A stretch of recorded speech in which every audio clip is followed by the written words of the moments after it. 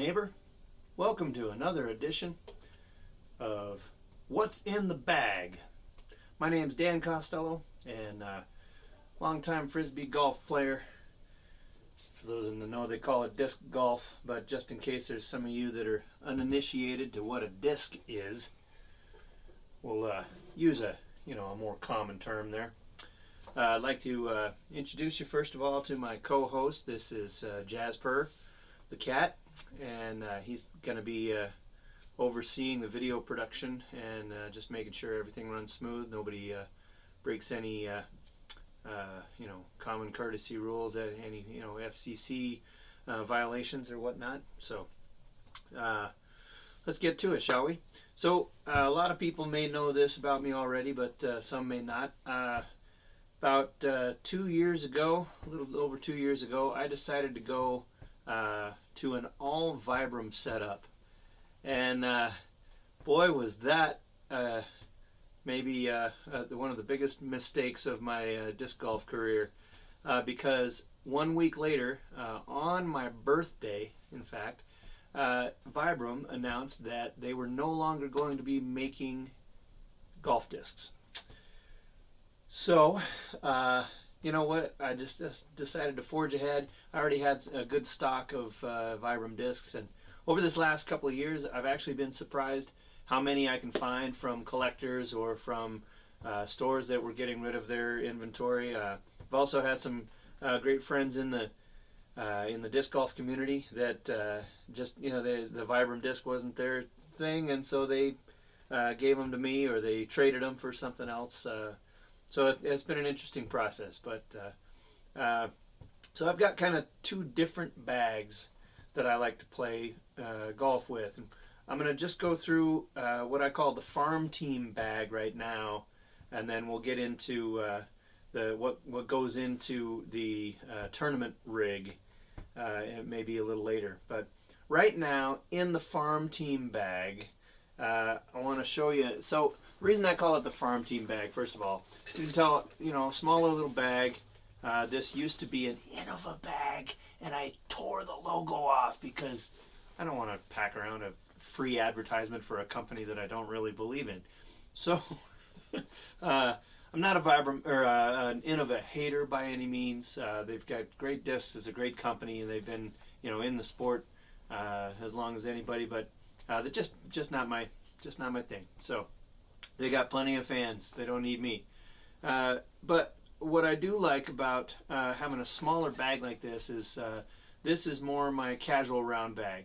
I'm gonna jump on the trike and run down to the course real quick on a Sunday morning for doubles, or I get a call for a little bag tag challenge, or a buddy wants to go play a quick round over in Kleiner or something like that. So that this bag allows me to get on the bike, travel a lot easier than the big rig or the cart or anything like that. And I like having this. I also like having this as reason I call it the farm team bag, is I think of myself as not so much as a disc golfer, but more like a disc team manager. And so I've got my pro bag, the guys that show up for the regular season and the playoffs and the World Series and whatnot. They're the full-time starters. But then I've got the guys that are coming up through the ranks that I don't know if I really have a spot for them on the main roster yet. But I'm giving them some time in the minor leagues, and then if they're doing what I think they need to do, then maybe they'll get called up to the show. So in the farm team bag right now, let's go through a few different things here. First of all, I'm going to talk about putters, but I'm not going to talk about my main putter. We'll get to that at the end of it. First of all, though, I've got a Vibram Summit, which you can see is a real fairly low-profile disc and a real rounded rim, very little bead. There's a little bit of a bead on there, but it's not real pronounced. It's not very tall, and I like these a lot. I've had this as kind of my main putter for quite a while. Just recently changed that up, but I still really love them as an approach disc as well. Sometimes I'll throw them anywhere from 50 to 150 feet or so. In the wind, they're a little squirrely. They're probably less stable than an AVR. Definitely, I'd say less stable than an AVR. Maybe kind of a broken-in AVR. But I like having one of those in the bag. I've got a really super light one right now, and I probably don't even really need to bring this one. I might not have room for it in the farm team bag. I think I'm probably going to leave it aside. But I do have another one that I have been putting with quite a bit, and I've been using this more and more as an up disc. So I think this one's going to still stay in the farm team bag, and I'm still kind of figuring out how it works for a little bit longer range shots. Okay, moving up from there, I've got a VP, which this reminds me a lot of the Wizard. It's a very overstable putter, and you can see that great big bead on there. It's rounded all the way around like a Wizard, although the top and the bottom half aren't quite the same, but they're pretty close, and really, really overstable, really reliable in the wind, and a great short driver. This particular one is probably a really early one. This might even be one of the what they call the pre-PDGA discs, before they had gotten the full approval to be a regulated disc. Now they've been approved, and of course you can throw them for tournaments or whatnot, but this was probably one of those earliest models. And my buddy Billy Bob, you might be able to see his ink in there. He gave this to me just as a gift out of the kindness of his heart. Appreciate that, Billy Bob. That one I'm still kind of figuring out, but I mean, I know what a VP is going to do. I just like having that one in the bag right now. I've also got probably got a couple different soles. Now this is very much like an AVR in my mind. This rim, you can see it like a no bead AVR. It's got a fairly similar profile. Not maybe quite as pronounced of an inverted bottom lip there, but real good disc for short drives. Some people love to putt with them as well. It wasn't my thing, but I wanted a little more glide and a little less stability from the summit for a while. Yeah, I like these for a turnover drive. Or an up disc. It's nice to have kind of in between the understability of the Summit and the overstability of the VP. So the launch is Vibram's. This was kind of a later developed disc. They first came out with a disc called for their kind of mid-range discs like this. They had an Ibex and an Obex, and I didn't really like either one of them. I didn't, I felt like both of them seemed to be kind of unpredictable. The one was supposed to be a little understable, one was supposed to be a little overstable, and maybe I just had some bad examples of them, but man, I could not rely on the flight of those. It seemed like they were really twitchy for the speed, and I just couldn't ever quite get them to where I could trust them. So along came the launch, and the launch was almost right in between those two, which was great. And man, I can throw this on any line, as long as I'm not cranking it too hard or just really letting it, fall out of my hand. If it's got any kind of decent speed on it, it's a very consistent, very reliable disc. Doesn't fly super far, but it's got some decent glide. And if I were playing a one disc type round on a shorter course, the launch would probably get me by. Not super stable in the wind, and the reason that I've got this in the farm team bags, I just picked this one up from a buddy down in Florida, I think. I think this is, one of the ones I got from the guy in Florida. And this one's 178 grams. So I'm hoping that'll help it. I didn't realize they even went that high. I thought they maxed out at 175, 176. I guess they go all the way up to 180. So having this just a little bit heavier, I'm hoping that this will be a little more stable in the wind. Not wind like today, but I think that's going to be a good one in the farm team bag. Okay, next up, I've got a couple of amps in here. The reason I've got two, a lot of times when I've got the the grab and go bag or the farm team bag, sometimes I'll bring two of the same mold. A lot of times I'll try to avoid it, but I'm bringing two right now because I've got my all-time, one of my favorite discs I've ever thrown. This is probably my favorite fairway, like short fairway driver that I've ever had. This is called the Vamp, and the Vamp is almost like an old Stingray, if you remember those from the Innova lineup. Another reason that I don't like where Innova's going right now is that they got rid of the Stingray. I mean, why would you get rid of the Stingray? It was one of the best disc molds and one of the most useful flights.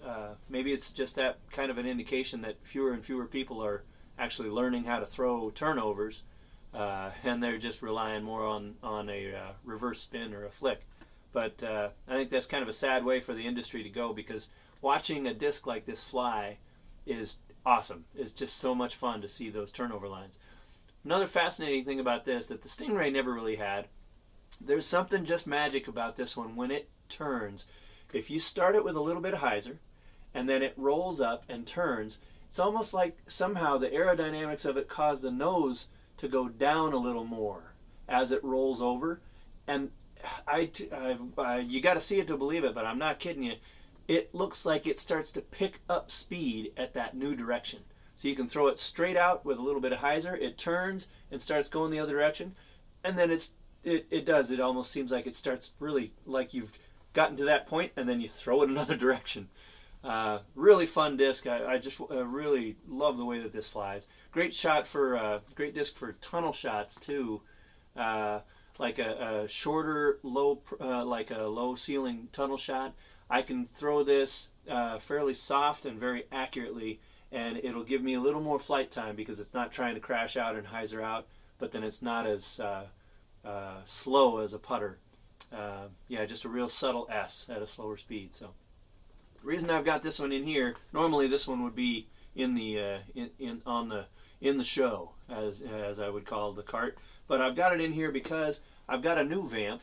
It's the Paige Pierce picture disc Vamp that she was one of the champions for the Vibram Open, and they did this series of picture discs. I just picked this one up from a guy online as well, and it's the perfect weight.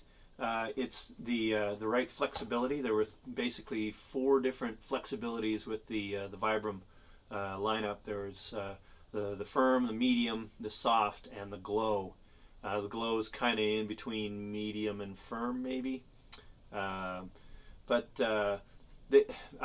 flexibility on this is great. It's just where I want it, and I'm thinking that this might end up being the next Magic Vamp. So it's in there. I'm kind of comparing the two and watching the flights careful, seeing if this one turns at the same speed, feels the same. Okay, speaking of all-time favorite discs, the Track is a really great disc. I've got one in the big bag. This is probably my most reliable disc. You know, people talk about the disc that gets them the most birdies. This disc has probably done that for me. It flies really stable, very straight, very controllable. It's easy for me to gauge how far to throw it. It's a very reliable disc. And I guess a lot of people say that these are kind of like a leopard. Maybe like like it's not the Champion plastic, but maybe like the KC Pro plastic, or I don't know all their terminology anymore. They've muddied that up pretty bad. But this is apparently a lot like a leopard flight. So I've got another one, just a real pretty little thing, a little orange wing, and just love the color scheme on it. And so I've got this one in the farm team bag, trying to see if it matches up with the flight characteristics of my old favorite yellow one there. So that's the Tracks. I don't really have much in the way of other discs in their middle lineup in the farm team bag right now. I'm mostly focused on the Vamps and the Track as my mid ranges, or as my like my fairway drivers.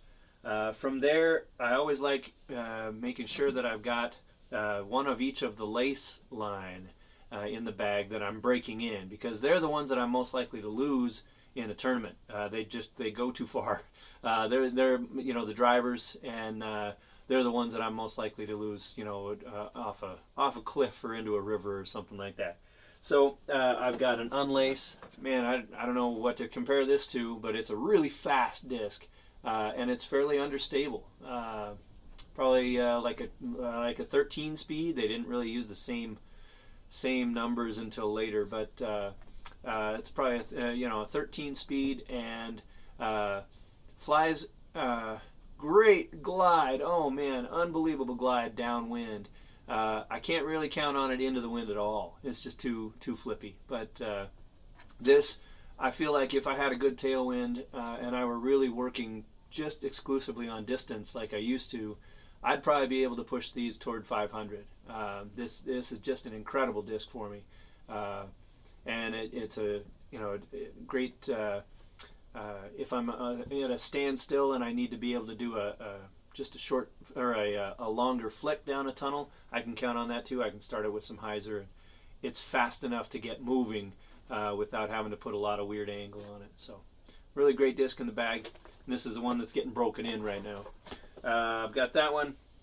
I do have an unlace from the Pro bag to compare those two, to just kind of watch the flight, although I feel like I know what I'm looking for on those.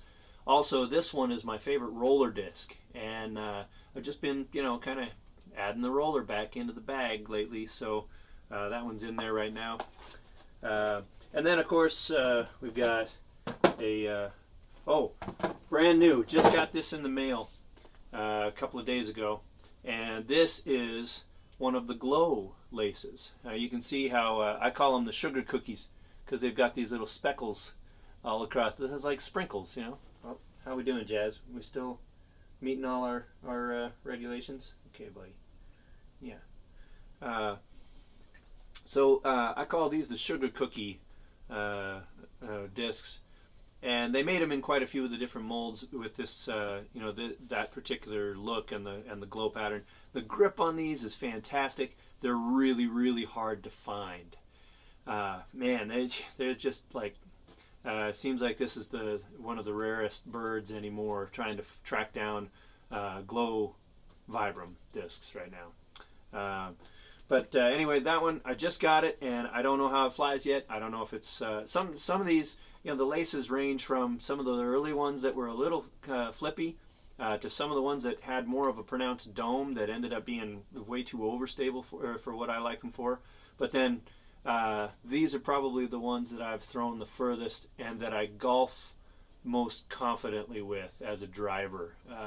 If I'm not just throwing like a fairway driver distance, anything over 300, I'm probably picking the lace, and I'm able to control this with just about any flight at higher speed. So okay, so there's the lace.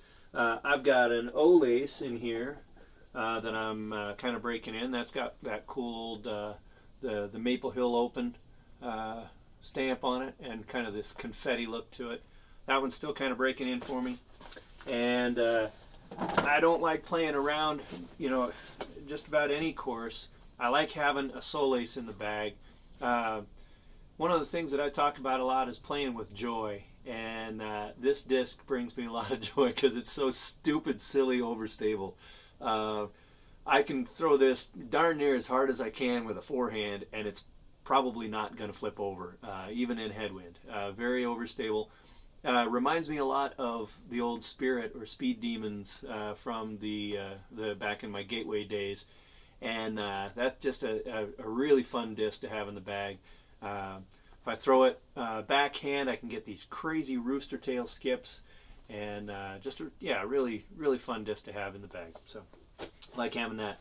Okay, a couple more things that I do have in the bag. Recently, speaking of playing with joy, I used to throw the 86 Softy, and that was a disc that I just had, so much fun playing golf with, because it's almost like an old regular Frisbee. It flew really slow and straight, and you'd get this little nose-up flight where it was nose up, but it was just riding straight. It wasn't actually climbing. It was, you weren't going to see it hyzer all that much. Even when it started to slow down, it would just kind of hover and drop, and I just really enjoyed watching those fly. Recently, the Innova released a special version for Garrett Girthy called the Sonic. He apparently developed this so that it was in the Champion plastic, and this is kind of his signature disc. And so this ended up being the disc that's been the closest from what I've found over the years. This is the closest to the flight that I remember from those old 86 softies. And I'm just having a blast with having these in the bag. So I've got this one, and then there's also from Greg Buchelman via Charles Parsons, I think.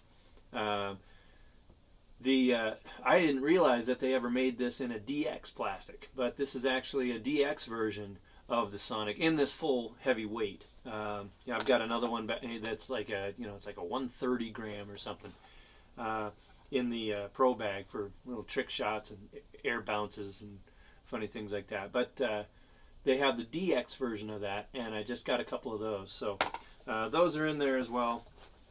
And those don't fit in the bag as well, so usually I maybe just have one of those. But that's the farm team bag right now. That's the one that I just grab and throw on the bike. So one other interesting thing, I mentioned that I had been putting with the Summit for a long time, and I just recently decided to go back to. I was having a lot of these spit outs from the left side, but I didn't really want to try to get back into the overstability of the VP to fight that, because I was enjoying the glide that I was getting from the Summit. And the sole just doesn't feel right in my hand. It feels too much like an AVR, which sucks. So I was, man, what do I go back to? I was like, well, why don't, you go back through the bins. I just recently cleaned out a shed with, our quarantine. I got plenty of time tooling around in the house here, and went back through a couple of bins of discs, and I found a couple of the Winter Wizards. And I put one of these in my hand and started practicing with it, and I was like, yep, that's going back in the bag. So I've got one in the main cart, but then I've got another one here. Man, as soon as I started putting with those, instantly just remembered the flight line of it so well. Just the feel of it in my hand is just right. Really enjoying having that back in the bag. So I don't know if this thing got like wet and it shrunk, or what's going on here. I'm missing some room there, but yeah, we'll go with this for now. So that's the farm team bag, and everything else, it's working its way back up to the World Series, the starters. But that's what's in the bag right now. Also got my, of course, Gem State disc golfers number 11 attached to the bag. Come and get it, boys and girls. And just in case something lands in a pond, of course, you got to have a little extra string. Got a few pens, a couple of always in the bag, throwing it in there. Oh, where'd you go? Yeah, there he is. Always in the bag. I keep a couple of reusable scorecards. Because, save the planet. Reuse this is my PDGA card. Reusable scorecards, great for those casual rounds when you still want to keep track. And if you're not using U-Disc or whatever. Of course, got my water bottle somewhere rattling around in here. And then usually I have my... it's in the pocket on this one. Yep, gotta have the Vibram Mini on there with the shoe tread, the lugs, and everything.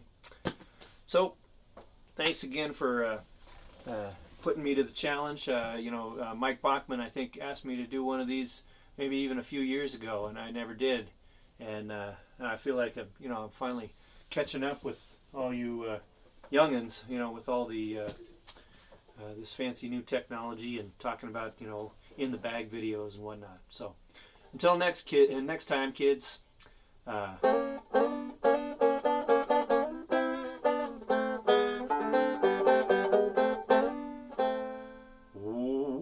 won't you be mine, won't you be mine, won't you be my neighbor? We'll see y'all next time.